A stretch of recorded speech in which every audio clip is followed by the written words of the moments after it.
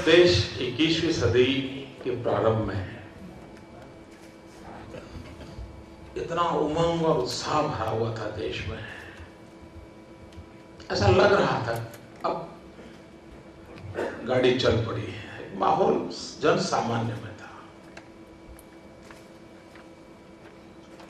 20वीं सदी के उत्तरार्ध में 21वीं सदी आ रही है, इसकी बातें बहुत हुई, लेकिन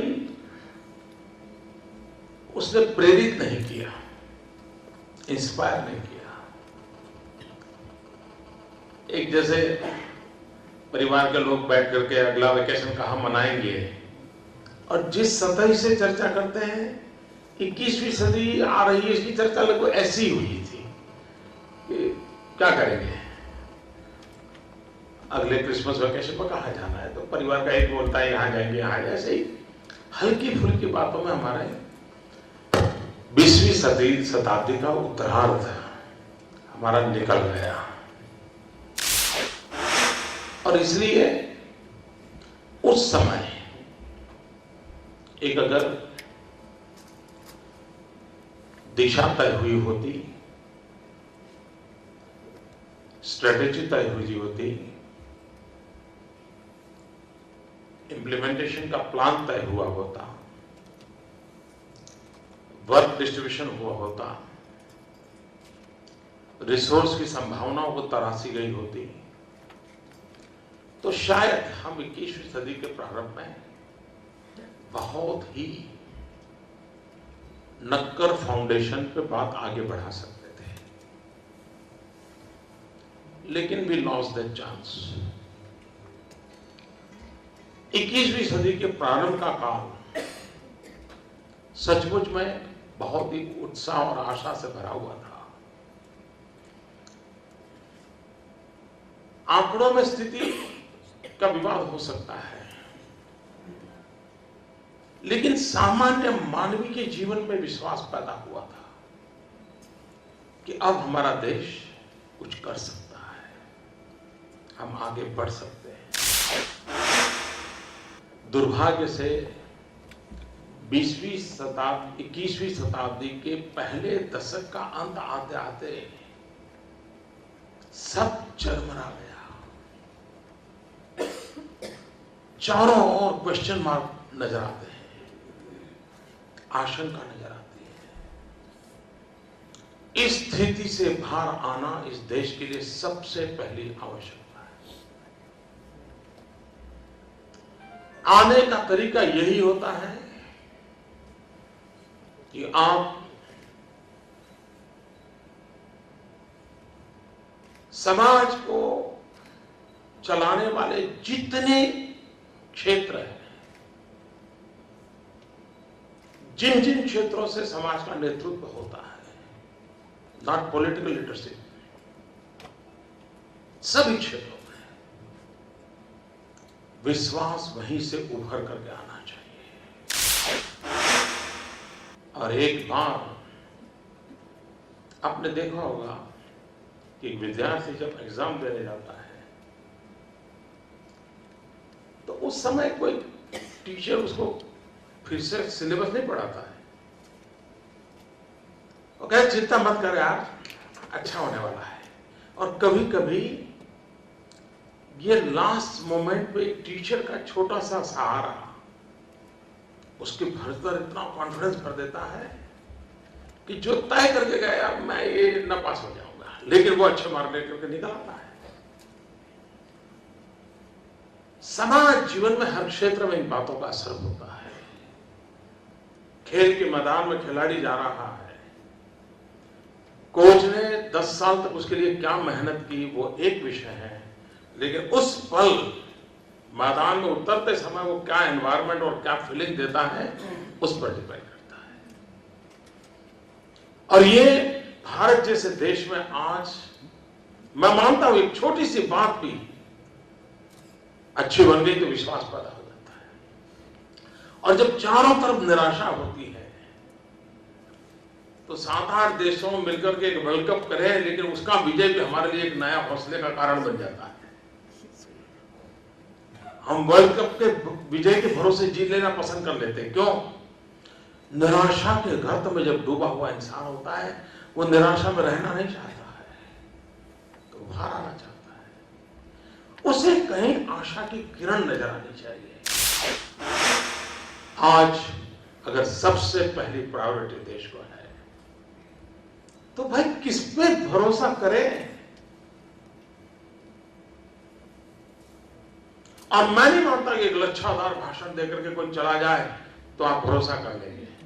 कोई नहीं कर सकता जी। समाज आज बारीकी से हर चीज का डिसेक्शन करता है, और हम इतना दूध से जले हुए हैं कि अब छाछ भी फूंक फूंक पर पीने की आवश्यकता है, वरना फिर हम उलझ जाएंगे। और इसलिए पूरे देश में एक विश्वास का माहौल, एक भरोसा का माहौल, ये बहुत आवश्यक है। मैं गुजरात एक्सपीरियंस से कह सकता हूं, मुझे मिले हैं, नहीं मिले, मेरी सरकार के साथ काम किया है, नहीं किया है, मेरे रूल्स एंड रेगुलेशन देखे हैं, नहीं देखे हैं, मेरी नीतियों से परिचित है, नहीं है, लेकिन किसी ने कहा यार हमारा एक्सपीरियंस बहुत अच्छा है। अच्छा, तुम्हारा अच्छा है, ठीक है, चलो चल रहो। ये जो विश्वास है, ये जो भरोसा है, वो स्थितियों को पलटता है। आज बड़े से बड़े व्यक्ति को मिलने के बाद भी ऐसा लगता है यार कर्मकांड था, पूरा कर लिया। कहीं ऐसा ना हो कि भाई मिले क्यों नहीं थे, कोई कहे नहीं थे, गए थे। जाते समय भी पता है कुछ होना नहीं है, और आने के बाद पक्का विश्वास है कि नहीं होना है। ये स्थिति देश को चलने नहीं देती है, ये स्थिति देश को चलने नहीं देती है। और इसलिए लीडरशिप बहुत मैटर करती है। क्या बुलंदी से निर्णय लेने की ताकत है? अनुभव की कसौटी पर खड़े हुए निर्णय करने की ताकत है? विपरीत प्रभावों के बीच भी चलने का सामर्थ्य है? डूबे हुई नौवा को बाहर निकालने के लिए मन में संकल्प शक्ति है? और संकल्प शक्ति भी बिस्तर पे पड़ी है, नहीं चलती, ऊर्जावान है? इन सारी बातों के आधार पर, और हम उस कगार पे खड़े हैं, इसलिए मैं इस बात को आग्रह से कहता हूं कि समय की मांग है कि हम देश को इन गंभीर सवालों के लिए जवाब खोजने के लिए हम एजेंडा सेट करें, हम प्रेरित करें लोगों को। पूरी व्यवस्था शक्ति को चलाना है। अगर हमारे सामान्य व्यक्ति का परचेजिंग पावर कम होता गया तो क्या होना है? क्या हमारे आर्थिक नीतियों का, हमारे कारोबार का इस बात पर ध्यान है कि सामान्य से सामान्य व्यक्ति का परचेजिंग पावर बढ़े? परचेजिंग पावर तब तक नहीं बढ़ता है जब तक उसकी जेब में पैसे नहीं है। जेब में पैसे तब तक नहीं आते हैं जबकि कोई उसके पास रोजी रोटी नहीं है, उत्पादन में वो शरीक नहीं है, अर्थव्यवस्था चलती नहीं है। महात्मा गांधी ने कहा था कि भाई समाज के आखिरी छोर के व्यक्ति को क्या लाभ मिला है, उसके आधार पर तुम निर्णय करो, तुम्हारी नीतियां सही निकलेगी। आज मुझे लगता है आर्थिक परिभाषा में कहना है तो समाज का आखिरी व्यक्ति का परचेजिंग पावर हम बढ़ा सकते हैं। अब जैसे गांव है, वो सबसे बड़ा बायर होता है, लेकिन उस गांव की खरीद शक्ति कम होगी तो शहर की इकोनॉमी जनरेट नहीं होगी। शहर की इकोनॉमी जनरेट नहीं होगी तो हमारे पूरे सारे कारोबार बैंकों तक सीमित हो जाएंगे, और इसलिए इकोनॉमी गांव के अंदर जनरेट कैसे हो, उस पर हम बल दे सकते हैं। हम जानते हैं कि देश में परचेजिंग पावर में सबसे बड़ी ताकत रखते हैं दो सेक्टर, एक है एग्रीकल्चर, दूसरा है सर्विस सेक्टर। एग्रीकल्चर में भी जमीन बढ़ने वाली नहीं है, प्रकार से जमीन कम होती जा रही है। अगर परिवार की संख्या बढ़ी, पहले 5 भाई होंगे, फिर 25 भाई हो गए, पर दूसरी तीसरी पीढ़ी में तो उतनी जमीन के टुकड़े होने वाले हैं। ऐसी स्थिति में हम सबका फोकस हो प्रोडक्टिविटी कैसे बढ़े। अब स्टेज वो भी आएगा, सिर्फ प्रोडक्टिविटी बढ़ेगी उससे नहीं चलेगा, वैल्यू एडिशन कैसे हो। और हम इकोनॉमी की इस पूरी चेन को पूरा नहीं करते हैं तो शायद हम गांव की आर्थिक स्थिति में बदलाव नहीं ला सकते। और इसलिए उद्योगों के विकास को भी इसके साथ कैसे जोड़ा जाए कि जिसके कारण हमारे कृषक को वैल्यू एडिशन का अवसर मिले। वैल्यू एडिशन अल्टीमेटली उद्योग एंड एग्रीकल्चर का बेस्ट कॉम्बिनेशन है, बेस्ट कॉम्बिनेशन है। हमारे जैसे देश में हम इस पर कैसे बल दें, इस पर सोचने का, और मैं मानता हूं कि नीतियों को उस प्रकार से प्राधान्य देना पड़ेगा। औद्योगिक विकास, इसमें विवाद चलते रहते हैं हमारे देश में। कई बुद्धिमान लोग हैं जो सुबह शाम देश को मार्गदर्शन करते रहते हैं, लेकिन अगर रोजगार के अवसर चाहिए तो उद्योगों का विकास चाहिए। दुनिया में हर जगह पे इस बात को माना गया है। लेकिन अगर हम हमारे खनिज संपदा को, मिनरल्स को ऐसे ही एक्सपोर्ट करेंगे तो देश को न रोजगार मिलेगा न उद्योग बढ़ेगा। क्या हमारा आग्रह है कि हमारी जो भू संपदा है उसको वैल्यू एडिशन हमारी प्रायोरिटी रहेगी। जितना महत्वमय एग्रीकल्चर प्रोडक्ट का वैल्यू एडिशन है उतना ही हमारी भू संपदा के वैल्यू एडिशन में है। इवन पानी भी उसका वैल्यू एडिशन बिजली पैदा करता है। पानी काम में भी आता है, वैल्यू एडिशन बिजली पैदा करता है, बिजली उद्योग को काम में लगाया जा सकता है। हम हर प्राकृतिक संपदा पे वैल्यू एडिशन का हमारा होलिस्टिक व्यू होना जरूरी है। चाहे विंड एनर्जी का सेक्टर हो, सोलर एनर्जी का हो, हाइड्रो का हो, या हमारे आयरन ओर से स्टील मैन्युफैक्चरिंग हो, या हमारे लाइमस्टोन से सीमेंट बनता हो, कोई भी वहां बॉक्साइट, आप बड़े देश में बॉक्साइट का कोई उपयोग ही नहीं हो रहा है, सब ठप पड़ा हुआ है। ठीक है, समाजवादी नारे लगाने के लिए तो काम आ जाता है। ऐसा कैसा देश हो सकता है कि जहां पर इतनी सारी भू संपदा हो और वो चोरी छुपी से चली जाए या तो किसी के आशीर्वाद से चली जाए, लेकिन वैल्यू एडिशन ना हो। वैल्यू एडिशन होती तो आप स्वाभाविक रूप से देश में इकोनॉमी जनरेट हो, ग्रोथ की दिशा में हम काम करते हैं। आज हम जब ग्रोथ की बात करते हैं तो मुद्दा आता है इंफ्रास्ट्रक्चर। इंफ्रास्ट्रक्चर की बात होती है तो उसका एक प्रमुख माध्यम रहता है एनर्जी सेक्टर। रोड रास्ते से सीमित नहीं है, रोड रास्ते बन गए तो कोई कारखाने चल जाते, ऐसा नहीं है। उसको आधुनिक व्यवस्थाएं चाहिए, उसमें मेनली ऊर्जा है। ये कैसा देश है जी, सवाल उठता है कि 20,000 मेगावाट बिजली के कारखाने बंद पड़े हैं। क्यों बंद पड़े हैं? फ्यूल नहीं है। फ्यूल क्यों नहीं है? पॉलिसी पैरालिसिस है। क्या करो? कोयला बाहर से लाओ, इंपोर्ट बढ़ गया, और इसके कारण करंट अकाउंट डेफिसिट बढ़ गई। करंट अकाउंट डेफिसिट बढ़ गई, रुपया लुढ़क गया। अब देखिए एक एक चीज किस प्रकार से गलत नीतियों का परिणाम सीधा सीधा नजर आता है। क्या इसके लिए कोई बहुत बड़ी विजन की जरूरत है? ये कोई बड़ा दुनिया भर के एक्सपर्ट, कोई इंस्टीट्यूशंस के एक्सपर्ट लोग लाने पड़ेंगे क्या? ऐसा तो ना हो कि मालाएं पहनने के लिए तो हम तैयार रहे और जूते खाने की नौबत आए तो भागते फिरे।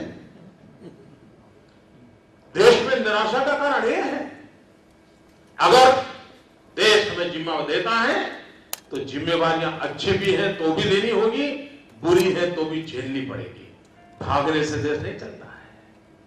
और मैं तो देख रहा हूं कि लोगों को भागने की फैशन हो गई।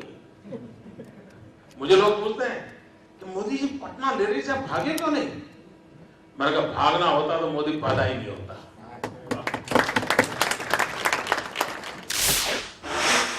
ब्लास्ट होते थे, भीड़ थी, सब था। लीडरशिप में ये दायित्व होता है। हमारे यहां सूरत में बाढ़ आई थी, बहुत अचानक काफी नुकसान हो गया। अब आप जानते हैं ऐसे अवसर होता है तो मीडिया के लिए तो सीजन होती है। जैसे डॉक्टरों को आप देखिए कह जो थे डॉक्टर कह रहे, हम कल कहे उनको कोई सिर्फ अगस्त सितंबर में बाहर जाना है, नहीं बोले वो सीजन है, मतलब ज्यादा लोग बीमार होने वाले, तो उनके लिए सीजन होता है, आनंद का विषय होता है। वैसे ये कैलेमिटी भी एक सीजन होती है उनके लिए। तो वो समय मोदी तो बोलेगा करेगा, सब कितना तूफान खड़ा हो जाता है। और ऐसी स्थिति में कोई भी नेता जाएगा तो लोग गुस्सा करेंगे, कपड़े फाड़ेंगे, धक्का लगाएंगे, होगा। मुझे याद है मैं सूरत गया, 3 दिन रात दिन वहां रहा, खुद रात 2-2 बजे तक मैं रास्ते पर जाता था, सफाई के काम में लगता था। एक दिन मीडिया ने बहुत नेगेटिव चलाया, क्योंकि लोग आते थे, गुस्सा करते थे, आ रहा हम भागे नहीं। लेकिन वही लोग दूसरे दिन मेरे साथी बन गए, सहायक बन गए। यहां पर कसौटी होती है कि हम स्थितियों से कितने दूर भागते चलेंगे जी। हमारी जिम्मेवारी बनती है सीना तान करके उन चीजों को हम आग्रहपूर्वक हैंडल करें। हम कहते हैं हमारे पास डेमोग्राफिक डिविडेंड है, और मैं मानता हूं अगर 21वीं सदी एशिया की सदी है, और जब एशिया की सदी है तो चीन और भारत की स्पर्धा ये स्वाभाविक माना जाता है। तो 2 ऐसी बेसिक चीजें हैं जो हिंदुस्तान के पास बहुत बड़ी शक्ति है। वो एक है डेमोग्राफिक डिविडेंड, दूसरा है डेमोक्रेसी का डिविडेंड। डेमोक्रेसी की बड़ी वाइब्रेंट डेमोक्रेसी होना, ये अपनी दुनिया के अंदर अपनी ताकत बताने का, दिखाने का, खड़ी करने का एक बहुत बड़ा अवसर है, और ये दुनिया को आकर्षित करता है। ये हमारे डेमोक्रेटिक वैल्यूज, हमारी वाइब्रेंसी, हमारी जुडिशरी सिस्टम, ये चीजें हैं जो विश्व को भरोसा देती है, दुनिया को हमारी तरफ लाने के लिए। उस भरोसे पे हमारा भरोसा है क्या? डेमोग्राफिक डिविडेंड, आप कितना आनंद का विषय है। हम उस युग में जी रहे हैं जिस समय हमारे देश में 65% जनसंख्या 35 से कम आयु की है। हमारा स्किल डेवलपमेंट का कोई मिशन है क्या? अब जैसे वो कहते हैं भाई लोग चाहिए, लोग मिलते नहीं है, ये गैप पूर्ण का एक ही रास्ता है स्किल डेवलपमेंट। हमारे यहां थोड़ा हमने टेक्नोलॉजी की मदद की। पहले कानून के तरफ देखा, आप भी लोग शायद ये जो अप्रेंटिसशिप जो रहता है उससे डरते हैं उद्योग, यार अप्रेंटिसशिप वालों को लेंगे तो बेकार में गले पड़ जाएगा, तो उसको लेना नहीं, ये मूड पाइन लाज रहता है। हमने गुजरात में सभी छोटे मोटे उद्योगकारों को इकट्ठा किया, हमने उनको समझाया भाई ये कानून ऐसा नहीं है, आप उसका स्पिरिट समझिए। तो उनको थोड़ा हौसला बुलंद, हाँ यार नौजवानों को अवसर देना चाहिए। और हमने जब पहली बार ट्राई किया तो सबको पूछा भाई आपकी रिक्वायरमेंट क्या है, सारा उसका हमने पोर्टल बनाया, नौजवानों को पूछा देखिए भाई ये जगह है, तुम्हें कहाँ जाना है, तो सब ऑनलाइन हमने मैकेनिज्म खड़ा किया, और हम लास्ट ईयर 1 लाख लोगों को काम दे पाए। और हमने फिर तय किया कि प्रयोग अच्छा तो 1500 रुपये सरकार की तिजोरी से देना शुरू किया। इसके कारण क्या हुआ, जो उद्योगकार थे उसने 10 अप्रेंटिसशिप रखे थे, 2 उसके काम आ गए, उसको क्वालिटी मैन पावर मिलना शुरू हो गया। पहले वो डर के मारे दरवाजे बंद करके बैठा, किसी को घुस रहे थे, यार भाई अगर मेरी संख्या बढ़ गई या तो मेरा लेबर का प्रॉब्लम आ जाएगा, मेरा टिकना आ जाएगा, ये हमेशा मेरे गले पड़ जाएगा। जबकि उसको समझाने से पता चलता है ऐसा नहीं है।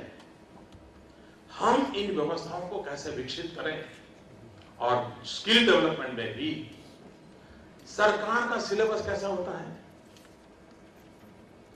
60s के कालखंड में जो गाड़ियां की टेक्नोलॉजी थी, कार की टेक्नोलॉजी, आज भी सरकारी स्कूल में यानी सरकार की टेक्नोलॉजी इंस्टीट्यूट में ऑटोमोबाइल में वही टेक्नोलॉजी पढ़ाई जाती है। अब वो पढ़ करके बाहर निकलेगा तो आज जो नई गाड़ी आती है वो क्या करेगा, माथा फोड़ेगा क्या? तो डायनेमिक होना चाहिए। अब इसके लिए उपाय है, हमने बहुत अच्छा उपाय खोजा। हमने इंडस्ट्रियल हाउस को कहा ये ITI है, आपको इस प्रकार के मैन पावर की रिक्वायरमेंट है, you start your own syllabus in this institution, और उसमें तुम 50 बच्चों को रिक्रूट करो, उनको पढ़ाओ और फिर इसमें से तुम ले जाओ। एक ऐसा हमने पब्लिक प्राइवेट पार्टनरशिप का मॉडल डेवलप किया है स्किल डेवलपमेंट में, जिसके कारण without wasting money, without wasting time, without wasting human resources, हमें best quality man power provide करने की संभावना पैदा हुई है। हम थोड़ा सा सोचें कि हाँ ऐसा किया जा सकता है, हो सकता है। हमने देखा इवन इंजीनियर होने के बाद भी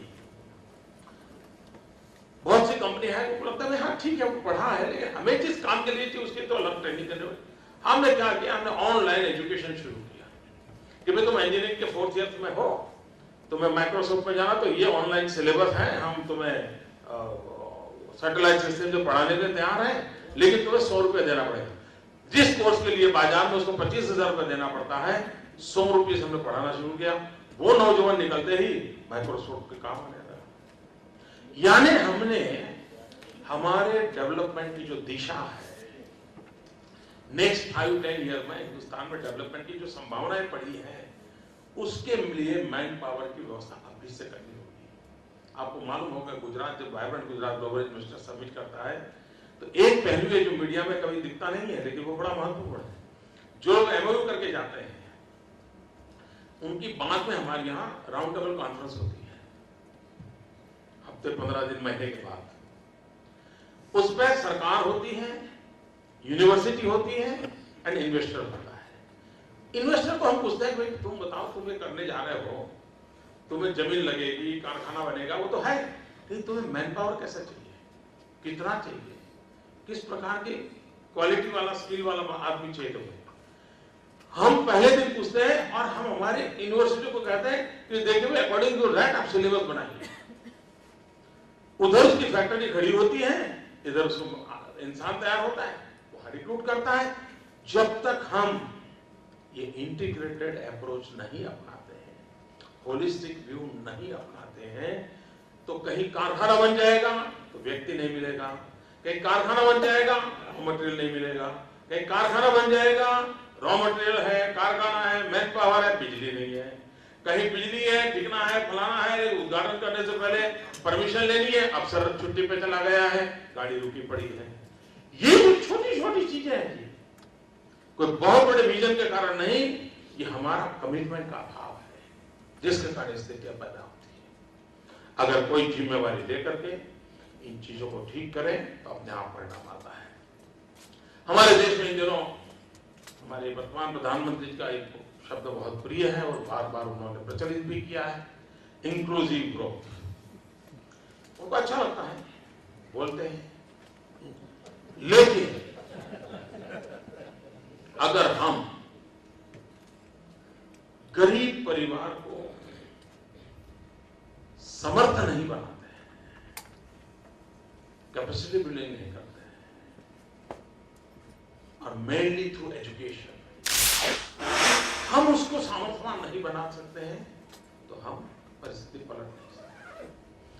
हमने उसको विकास की प्रक्रिया में हिस्सेदार बनाना पड़ेगा। कहीं विकास हो रहा है उसको लगे नहीं, जैसे कई जगह पे होता है कि अच्छा भाई फलानी जगह में शादी होने वाली है, चलिए बाहर खड़े हो जाएंगे, गाड़ी चल जाएगी। अब नया मंदिर कहाँ बन रहा है, बाहर खड़े हो जाएंगे, गाड़ी चल जाएगी। नहीं, ऐसा नहीं चाहिए। हमें तो सामर्थ्यवान लोग बनाने होंगे और अल्टीमेटली वो ही परिणाम लाएगा।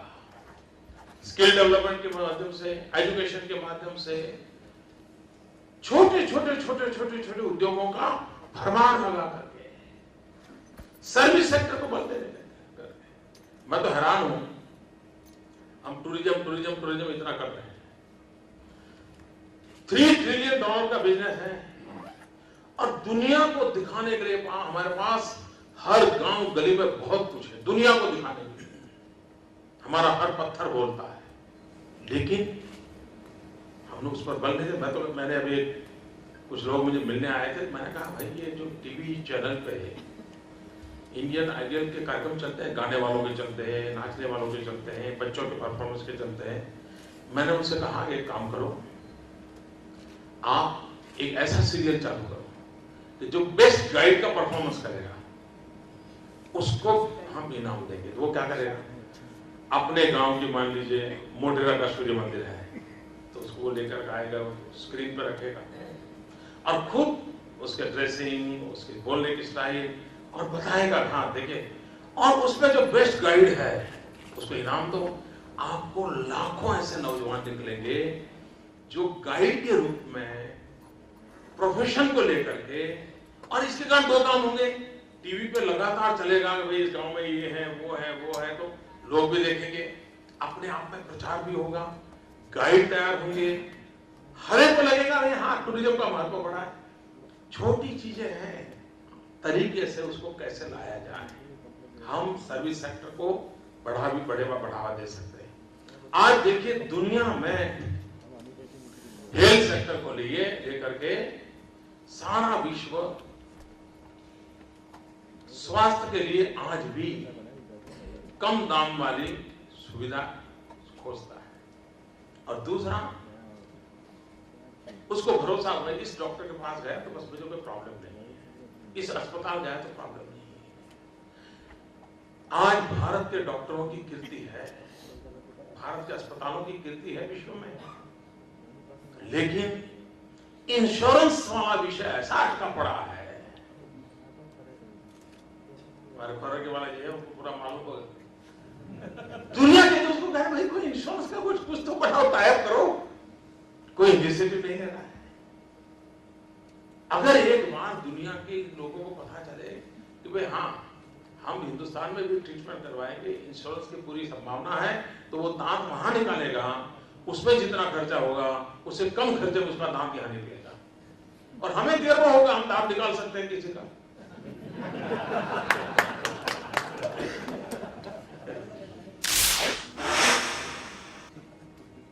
कहने का तात्पर्य है कि हमारे यहाँ जो छोटी छोटी चीजें हैं इन पर भी थोड़ा बल दिया जाए तो हम बहुत कुछ विकास की दिशा में कर सकते हैं। इन दिनों जो करंट अकाउंट डेफिसिट को लेकर के जो तूफान खड़ा हुआ है, सरकार में भी चार लोग चार अलग अलग बात बोलते हैं, ये बड़ा अजूबा है। लेकिन आप मुझे बताइए, आने वाले बहुत कम समय में हम जो पेट्रोलियम सेक्टर का हमारा जो इंपोर्ट है उससे ज्यादा हमारा इलेक्ट्रॉनिक गुड का इंपोर्ट बढ़ने वाला है। क्या हमारा देश, मैं उद्योगकारों को कहता हूं, क्या आप मुनाफा करते रहेंगे क्या कभी आपको विचार नहीं आता है कि हम भी देश के लोगों की आवश्यकता के अनुसार मोबाइल फोन वर्ल्ड क्लास बनाए, हम भी लैपटॉप बनाए, हम भी कंप्यूटर बनाए, क्या ये प्रोडक्ट हम नहीं कर सकते? क्या कारण है देश को इतना बड़ा इंपोर्ट इलेक्ट्रॉनिक गुड के लिए करना होगा? और इसलिए मैं मानता हूं उद्योगकारों के साथ भी बैठ करके तय होना चाहिए। अच्छा भाई तुमने इतना सारा कमा लिया, ठीक है, अब 20% तुम इसमें करो, उसमें भी कमाओ, हमें रोक नहीं है, लेकिन देश को तो बचाने में तुम योगदान करोगे कि नहीं करोगे? और मैं मानता हूं वो करने को तैयार होगा। कोई इसको बताए तो, मान लीजिए देश को नमक की जरूरत है, मान लो, और नमक के काम बहुत छोटा काम है, ज्यादा मुनाफा नहीं है, लेकिन देश को जरूरत है, हम 25 उद्योगपतियों को बुलाए, भाई कुछ भी हो, जो तुम कमाते हो कमा लिया, बहुत कमा लिया, इस बार नमक पे जोर लगाओ, देश को नमक के बिना नहीं रख सकते। मुझे बताइए वो करेगा कि नहीं करेगा? अगर हमें पता है कि 4 सेक्टर ऐसे हैं, लेकिन डिफेंस ऑफसेट क्या साहब, कब तक हम ये पिस्तौलें बाहर से लाते रहेंगे? कब तक लाते रहेंगे? मैं हैरान हूं, डिफेंस फोर्स के लिए ट्रक भी बाहर से लाना पड़ रहा है। हमारा अरबों खरबों रुपयों का पैसा धन खर्च हो रहा है, हम फोकस नहीं बदल सकते। क्यों? मेरे देश के नौजवान में वो ताकत नहीं, क्या हम कर सकते हैं कुछ बदलाव? ऐसा जैसे रेलवे है, इतना बड़ा रेलवे का कारोबार है जी, उस रेलवे को जो मैन पावर चाहिए वो कहीं से बीए बीकॉम या डिप्लोमा डिग्री करके आया हुआ उनको लेते हैं। क्या हमारे देश की रेलवे की खुद की 4 यूनिवर्सिटी नहीं होनी चाहिए? जरूरी नहीं, नहीं बनाए। आज जो एग्जिस्टिंग 4 यूनिवर्सिटी हैं वो specially dedicated to railway cause, उस यूनिवर्सिटी को कन्वर्ट करके रेलवे इसका कारोबार चलाएं। रेलवे को जितना मैन पावर चाहिए, the best quality man power railway के लिए हमारे से मिलेगा नहीं मिलेगा। रेलवे की एफिशिएंसी बढ़ेगी नहीं बढ़ेगी?